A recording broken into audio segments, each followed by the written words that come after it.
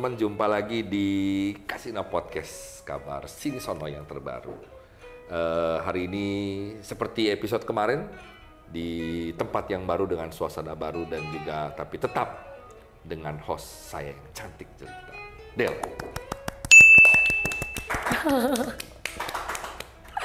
Diem, Sakura. Dan Sakura.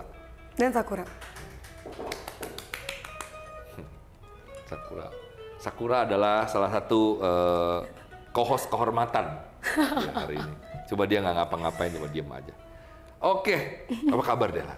Baik. Setelah sekian lama kita tidak bertemu, Iya. kita sudah punya tempat yang baru. Jadi kafe sudah tutup kita jualan baju aja distro. Iya, jualan baju. Ya, dari Asla Clothing. Kasih lihat tau Dela pakai Asla Clothing. Iya. Nah ini dia Asla Clothing. Kalau kemarin hitam-hitam, hari ini kita putih-putih. Putih-putih. Ini gambar Krishna kok. Iya benar, Krishna. Di sebelah itu juga ada Narayan. Narayan dan Ganesha. Banyak lah. Teman-teman bisa cek juga di IG-nya Asla Clothing. Jangan lupa kepoin Asla Clothing. ASL. Ting. Oke. Seperti biasa sebelum kita masuk ke dalam topik kita. Ya. Dunia, kita biasa berbagi kabar dunia lah ya. Iya. Jadi ternyata Dela, akhir-akhir ini, belum lama ini, sekitar 2 hari yang lalu, organisasi Kesehatan Dunia alias WHO ya, menyebut akhir dari pandemi sudah di depan mata. Begitu? Iya, jadi mereka melihat bahwa jumlah kasus dan kematian kan sudah makin turun. Dan juga mereka sudah meminta untuk ke negara-negara lain untuk vaksinasi gitu. Lakuin karena sudah saatnya negara-negara ini untuk umumin bahwa pandemi selesai. Oh, iya. Dalam artian udah nggak usah pakai masker, nggak ada PPKM, nggak ada pembatasan sosial, jadi kita hidup normal lagi. Iya, amin lah. Amin lah ya, mudah-mudahan. Iya, semoga bisa kembali. Nggak pakai masker mulu ya, ngap. Ngap, betul sekali.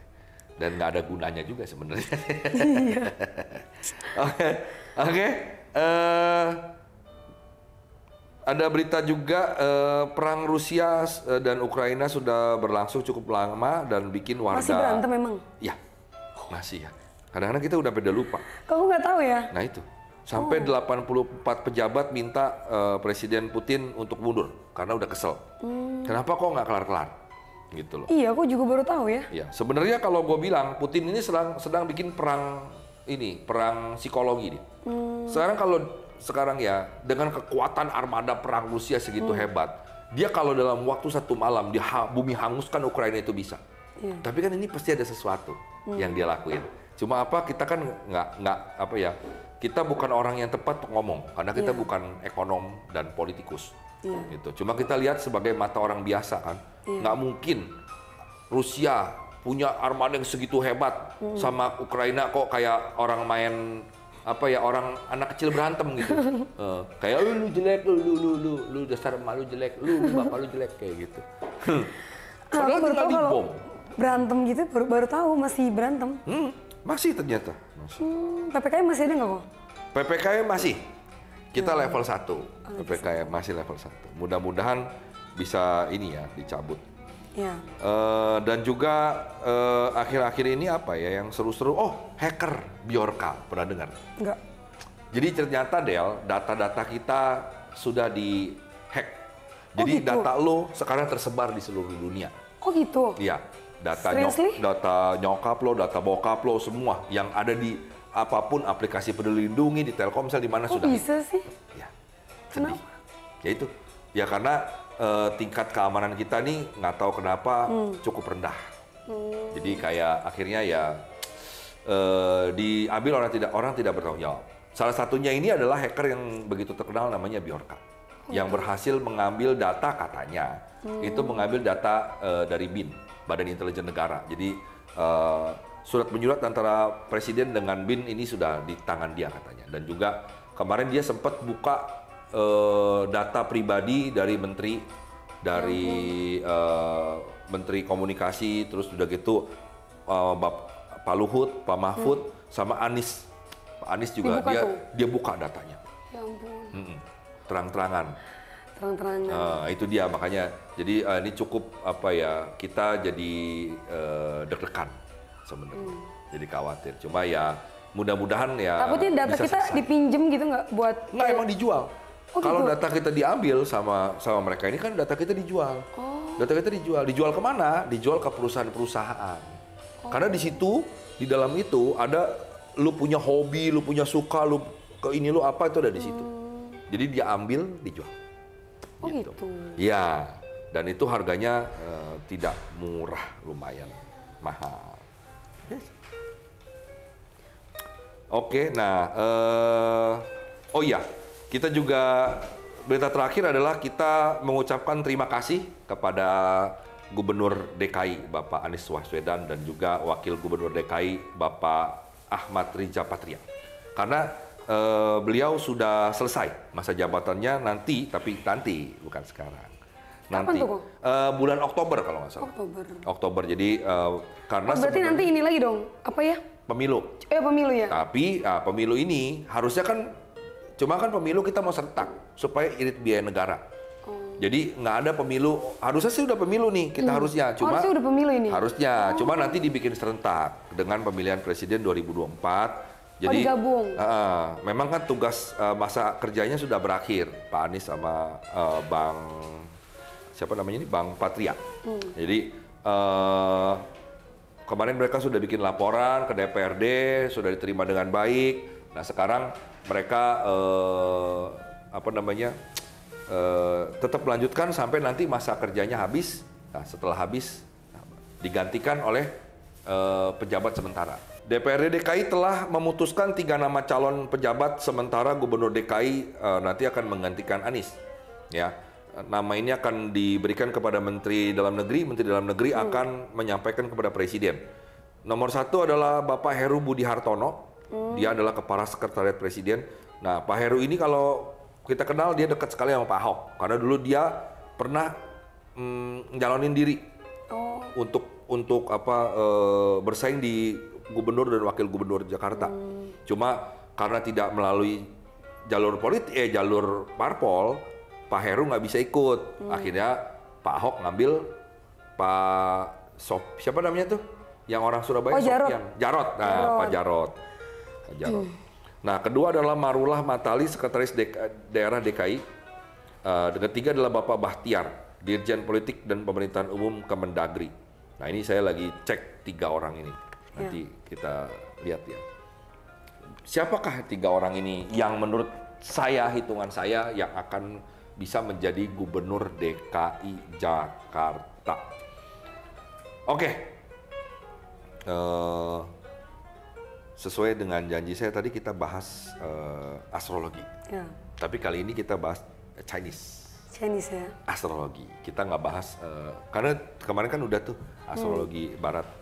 Nah, astrologi Chinese. Kamu siapa? Macan. Harimau macan. Sebenarnya harimau. Cuma macan aja lah yang gampang. Macan itu ada singkatnya loh. Apa itu? Mama cantik. Oke. Kesel dengar. Tapi kan belum mama. Ini? Masih gak? Oh iya. Iya dikenalin. Baru melahirkan bayi anjing. Iya, bayi anjing.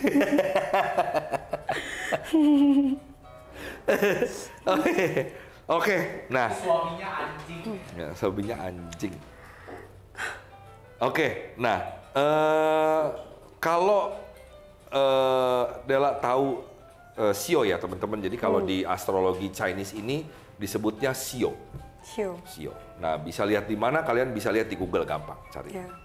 Nah, kalau Dela tahu Dela adalah Shio macan, berarti temennya anjing, kuda, teman rahasianya babi. Anjing, kuda, sama macan. Macan, anjing, macan, anjing, kuda. Iya, macan. Teman rahasianya babi. Babi, betul sekali. Ya. Nah, kan udah dikasih tahu. Ya, udah dikasih tahu saya. Ya, bagus dong hafal karena pinter. Iya. Nah, berarti Shio macan musuhnya ular. Monyet. Monyet, iya monyet. Monyet. Cuma kita akan masuk ke bagian yang itu. Coba kan kita bahas lagi nanti.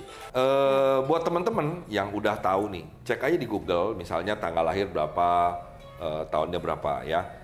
Nanti ketemu disebutnya adalah Chinese Astrology atau Shio. Shio-nya apa? Nah, Shio ada 12 seperti halnya dengan zodiak. Iya. Oke. Pertama, ini adalah Shio tikus. Jadi pertama Shio tikus. Tikus. Jadi ceritanya gini, ini kita berdongeng dulu nih, berdongeng. Iya. Jadi gini, zaman dulu. Kenapa bisa ada Shio ini? Jadi dulu katanya, ceritanya gitu. Sang Buddha katanya nih memanggil lah binatang-binatang ini kumpul untuk diangkat menjadi Shio. Gitu. Jadi Shio nih ceritanya nih. Siapa yang menang sampai dulu depan Buddha, dia akan diberikan kemuliaan, diberikan pangkat yang tinggi di langit. Nah, jadi saya ulang lagi tadi, berarti pertama ternyata yang nyampe tikus. Tikus yang sebenarnya di dongeng itu, ini dongeng ya. Sekali lagi ini bukan cerita beneran. Ini dongeng. Dongengnya adalah gitu. Di film-film ada kok, film anak-anak. Nah, ceritanya harusnya kebo yang datang duluan. Terus kenapa jadi tikus? Kenapa jadi tikus? Karena tikus dia di kepalanya kebo. Dia menclok kayak di situ, kebo. Aku tahu. Ada gambarnya kan kebo, atasnya tikus ya? Ya itu. Iya, Nah, itu asal mulanya. Jadi harusnya kebo dulu yang nyampe. Cuma tikus dia begitu senangnya, saking senangnya bertemu dengan Sang Buddha, katanya waktu itu dia loncat, dia sampai kaki Buddha dulu. Nah, tikus jadi nomor 1. Nomor 2 baru si kebo ini. Nah, nomor 3 baru macan. Wih. Yang nyampe. Nomor 4 kelinci, nomor 5 naga, nomor 6 ular, nomor 7 kuda, 8 kambing, 9 monyet, 10 ayam, 11 anjing, 12 babi. Ya. Oh, paling terakhir babi ya? Babi paling terakhir, karena dia ketiduran katanya. Jadi dia paling terakhir. Itu kenapa anjing juga terakhir juga? Anjing terakhir karena ya mungkin dia main-main sama babi ini. Jadi ingat sepupu gue kan Shio babi, adik gue Shio anjing. Mungkin mereka senang bermain-main kali ya. Ya itu dia, makanya.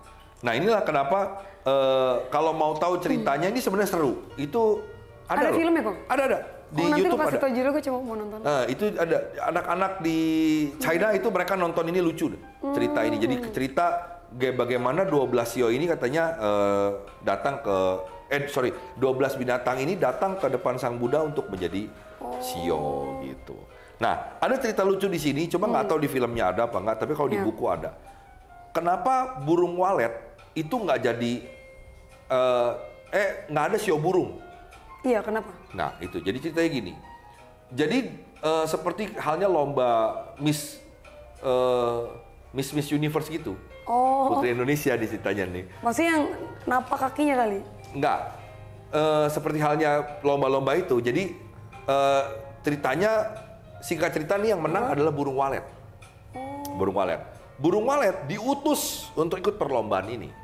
Cuma salahnya dia, karena nih cerita nih. Burung walet itu dia berak di kepalanya Dewa Bumi. Jadi waktu itu Dewa Bumi lewat, Tuti Pakung ini, dia berak di kepalanya Dewa Bumi. Konon cerita lagi dongeng. Nah, Dewa Bumi sangat parah, tersinggung gitu. Kayak lu kurang ajar lu berani. Nah, Dewa Bumi menyumpah. Dia bilang, lu nggak akan bisa nginjek tempat gua kecuali mati. Kecuali mati lu baru bisa injek di tanah. Jatuh. Dia bilang, kalau nggak, lu dan keturunan lu semua nggak akan nginjek tanah. Dan gua mengharamkan lu untuk bisa masuk ke dalam 12 Shio gitu. Nah, akhirnya burung si walet ini sebagai perwakilan dari burung-burung ini dia tidak masuk. Dan itulah juga legenda kenapa burung walet tidak pernah, kamu pernah lihat burung walet injek tanah? Nggak pernah. Dia minum aja terbang burung walet. Nah, itu katanya legenda. Kalau di walet itu kayak masuk gua apa sih? Iya. Kalau nggak di rumah-rumah, dia tinggalnya di pinggir-pinggir itu. Di pinggir-pinggir itu. Iya, dia nggak pernah nginjek bumi. Karena itulah konon katanya dikutuk itu, ada ceritanya. Makanya kenapa burung itu tidak masuk sio, tapi akhirnya diwakilkan oleh ayam sebagai unggas gitu. Iya. Itu ceritanya. Kalau kucing nggak ada sih kucing. Iya, kucing Kalau ada. tapi konon katanya di Vietnam ada sio kucing. Oh gitu. Di Vietnam konon ada. Kucing garong kayaknya. Enggak itu. Jadi kucing karena dianggap sama dengan harimau, jadi sudah disatukan aja. Oh jadi, iya. Jadi waktu itu mewakili udahlah disatu-satuin aja. Kayak misalnya ini jenisnya reptil gitu, ini unggas gitu ya. Ya. Ini kan macan itu kan kucing besar ya. Nah itulah kenapa kayak kok ada sio naga? Oh iya, kenapa ada sio naga kok? Karena naga kan bukan binatang, dia kan hayalan gitu kan. Oh, dia hayalan aja. Iya, maksudnya kan hayalan. Emang ada, kita lihat kan enggak. Dia kan gaib. Nah makanya satu-satunya yang gaib naga, dan itulah akhirnya mengakibatkan efek ke orang yang sio naga itu lebih mempunyai aura yang besar itu di antara yang lainnya. Itu naga. Nah, kita masuk ke jodoh-jodohan nih. Ya, bukan jodoh-jodohan sih. Ini lebih kayak cocok-cocokan. Konon katanya begitu. Tapi ini kembali lagi semua tidak bisa langsung dilihat begini karena ada ilmu yang melihat keseluruhan kerjasama antara bintang-bintang ini. Ya. Kayak itu ya, kita bahas waktu itu moonsight dan sunshine itu kan ke ini. Nah, dia juga ada sebenarnya. Ini panjang Bu cerita. Jadi gini, kenapa ini kan tadi kan kita cerita dongengnya ya. Cerita aslinya adalah kenapa kenapa kok dengan binatang gitu. Karena orang Chinese zaman dulu ini kan pernah ya kita lagi di podcast kita ngomong gini juga. Karena orang Chinese zaman dulu adalah kebanyakan petani, nelayan atau mereka orang bilang pertapa, pecinta alam lah. Mereka melihat dari bintang-bintang di itu, dia oh ini kayak tikus. Oh iya, udah pernah bahas ini. Nah, oh ini kayak monyet nih, monyet. Nah, itulah. Jadi 12 ini sebenarnya adalah konstelasi bintang-bintang. Ya, bintang-bintang ketika orang lahir ini kenapa, orang lahir begitu kenapa. Nah, ilmu dalam mempelajari perbintangan ini itu disebutnya pazi. Pazi. Nah, dari China ini ilmu yang mempelajari ini, jadi kerjasama antara bintang-bintang ini ketika kita lahir, terus oh ini kemana, ini cocok kemana, ini cocok ke sini ke sini. Nah, kalau di ilmu Eropa namanya zodiak. Nah, zodiak karena oh ini cocok ini kayak tadi Lela bilang moon sign, sun sign, ascending, terus ada 12 house segala macam dihitung dengan berat. Sama. Nah, Chinese orang Tionghoa ilmunya namanya pazi. Dia menggunakan 12 sio. Nah, 12 sio. Nah, jadi singkatnya gini buat teman-teman ya. Ini saya share dikit buat teman-teman. Tikus ya temennya kebo. Kebo sudah pasti temennya tikus. Macan temennya babi, kelinci temennya anjing, naga temennya ayam, ular temannya monyet, kuda temannya kambing. Kambing temannya kuda. Monyet temannya ular, ayam temannya naga, anjing temannya kelinci, babi temannya macan. Nah, sesimpel itu. Dan juga nah, selain teman ada musuh. Ini ciong, clash namanya. Clash-nya. Nggak cocok lah, nggak cocok, ya. Tapi sekali lagi di dalam ilmu perbintangan, di dalam pace, kita harus melihat juga berbagai macam sisi. Nggak bisa dibilang, karena ada yang, saya punya teman baik, dia sio anjing, dia sio naga, istrinya sio anjing. Sampai sekarang mereka baik-baik aja, nggak pernah ribut, anak-anaknya baik. Nah itu, jadi orang dulu sempat bilang, wah hati-hati lu, enggak tuh, dia enggak. Karena setelah dilihat, banyak sekali aspek di dalam kelahiran dia yang membuat mereka memang kayak mungkin dari jam cocok. Lahir gitu ya, Pak? Iya, berperan. Jam lahirnya, tanggal dia lahir, hari dia lahir, bulan dia lahir, itu berperan banyak. Jadi kita nggak bisa lihat hanya dari tahun. Ya, cuma ini hanya ancang-ancang supaya kalian teman-teman ini tahu. Della juga tahu. Iya. Ya. Nah, ini kita bicara clash atau musuh. Tikus musuhnya kuda. Oh gitu. Karena takut keinjek ya. Nah, ini juga sebenarnya nanti ada di film itu. Oh, nah, ada. Della bisa lihat kenapa tikus musuhnya kuda. Kebo musuhnya kambing. Macan musuhnya monyet. Kelinci musuhnya ayam. Ya. Naga musuhnya anjing. Ular musuhnya babi. Kuda kembali lagi musuhnya tikus. Kambing musuhnya kebo. Monyet musuhnya macan. Ayam musuhnya kelinci. Anjing musuhnya naga. Babi musuhnya ular. Kenapa babi sama ular? Nah, ini pertanyaan bagus. Jadi, ini sebenarnya logikanya gini. Ini gue pernah nanya, seriously kayak gini. Karena dulu waktu gue umuran Barel, gue pengen tahu dunia ini. Kayak, apa sih emang Tuhan ada ya? Emang setan ada ya? Emang ini ada ya? Emang itu ada? Itu gue cari. Gue buktiin. Gitu. Nah, salah satunya itu. Kenapa babi sama ular kok berantem gitu? Jadi katanya, ular ini dia punya tempat tinggal yang nyaman, kayak lobang begitu. Nah, lobangnya ini sering diobrak-abrik sama babi. Oh. Ya, buat tidur, buat kencing, diberakin apa segala macam. Nah, membuat ular jadi benci banget sama dia. Makanya sering dipatok itu si siapa namanya si babi ini sama ular gitu. Nah, karena tempatnya itu sering dipakai. Nah, satu, kedua ada yang bilang lagi, babi itu kalau dia tidur, dia satu tempat yang nyaman. Jadi dia kayak gusek gitu. Kayak dia suka goyang-goyangin pantat yang montok bener, itu terus dia tidur. Nah, dia bangun karena dia itu hangat, ular datang. Karena ular kan dia suka tuh yang hangat-hangat. Dia situ melingkar. Nah, si babi datang ke tempat tidur yang pertama itu, dia lihat ada ular, dia marahnya minta ampun. Makanya dia kalau ada ular dia paling benci babi itu. Langsung kalau nggak diinjek-injek, akhirnya ularnya mati. Jadi itu ada dua cerita yang berbeda, cuma kita pegang mana. Coba kalau kita tanya peternak babi, mereka tahu cerita ini. Iya memang babi sama ular gini-gini, bisa dicek nanti. Itu dia. Kayak terus monyet sama macan. Kenapa? Karena entah kenapa Monyet suka mencuri. Bisa dibuktikan ini. Jadi kalau lu katanya supaya nggak diganggu monyet, lu ambil kencing macan, lu balurin aja di badan lu. Itu monyet takutnya minta ampun.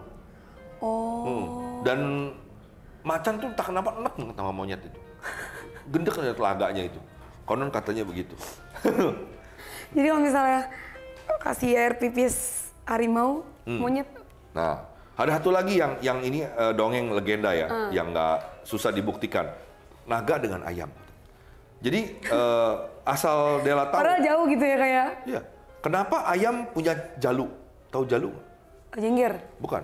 Jalu tuh kalau lihat ayam jantan, di sininya ada tanduk di kakinya. Nah ini dia pakai buat berantem. Biasanya tajam banget di jalu. Oh gitu. Ya. Nah, emang konon, iya? naga meminjamkan naga meminjamkan salah satu siripnya. Kalau nggak tanduk apa kuku dia yang mana itu dikasih ke ayam itu supaya dia punya jalu itu. Nah makanya dari situ sih ayam itu dia termasuk unggas yang sakti itu. Karena dia dapat tanduk atau kukunya si macan ditaruh di sini. Bukan, naga. Nago, oh iya. Naga sama apa namanya, sama ayam. Nah, kenapa ayam punya jalu itu karena diberikan sama aku baru tahu tuh. naga. Iya. Ini banyak sekali ceritanya sebenarnya. Nah, terakhir adalah kita bicara tentang pengkhianatan. Sebenarnya ini bahasanya agak terlalu ini ya. Kalau di Chinese-nya lebih halus, ini lebih ke kayak Ciong. Bintang yang kalau ada ini atau kalau ada ini di sio, misalnya Della nih sio macan. Macan berarti ininya ular. Nah, berarti di tahun ular Della itu banyak masalah yang berhubungan dengan manusia. Pengkhianatan, terus dibohongin, pencurian kayak gitu-gitu. Jadi sesuatu yang hubungan manusia masalah. Mulut, berantem mulut, bukan berantem fisik. Nah itu. Nah jadi cluenya. Ininya adalah sebagai berikut. Tikus, hati-hati di kambing. Kebo, hati-hati di kuda. Macan, hati-hati di ular. Kelinci, hati-hati di naga. Naga, hati-hati di kelinci. Sama. Ular di macan, kuda di kebo, kambing ke tikus. Monyet di babi, ayam di anjing, anjing di ayam, babi di monyet. Jadi kayak selang-seling gitu ya kok? Ya, jadi harus hati-hati di apa namanya ketika ini kalau di Chinese astrologi rumit. Di jam misalnya Dela, oke, sio macan, hati-hati di jamnya ular. Ya, hati-hati di jam ular, hati-hati di hari ular, hati-hati di bulan ular, hati-hati di tahun ular, seperti itu. Nah, ini ada apa ya? Kalau di Chinese itu lebih rumit, mereka ada hitungan yang lebih ini daripada astrologi barat, gitu. Nah, nanti ngomong-ngomong dengan astrologi barat, next episode kita akan ngobrol tentang hubungan zodiak dengan Sio. Ya. Dengan Chinese astrologi, karena ternyata sama gitu. Cuma dia versi Cina, ya, gitu kan? Ini versi barat. Nah, gitu. Sampai sini, Dela ada pertanyaan? Nggak ada sih. Udah mengerti ya, bagus ya, Paci ya. Oke lah kalau begitu, teman-teman. Saya tunggu sarannya, kritiknya, dan juga saran kritik lah ya, buat kita lebih baik lagi ke depannya. Dan jangan lupa teman-teman, sekarang Casino Podcast juga ada di TikTok. Jadi silahkan teman-teman saksikan setiap hari Senin sampai Minggu jam 10 malam sampai pagi lah. Biasanya kita sampai jam 3 atau jam 2 tergantung mood bintang tamunya juga. Ya, jadi teman-teman silakan masuk Senin sampai Minggu jam 10 malam kecuali hari Selasa atau saya lagi berhalangan. Ya, dan ada yang khusus di hari Jumat, Sabtu. Iya, Jumat Sabtu itu ada sesi yang namanya konsultasi. Jadi teman-teman yang kepingin konsultasi astrologi, konsultasi tarot, bisa langsung masuk di TikTok saya di Mangpelik _Casino Podcast. Oke, karena yang biasanya kita ngobrol-ngobrol aja. Juga ada Dela, nanti ada banyak juga co-host yang lain gabung sama kami di situ. Oke? Kalau gitu sampai jumpa lagi di episode berikutnya. Dan jangan lupa di subscribe, like, dan komen. Bye.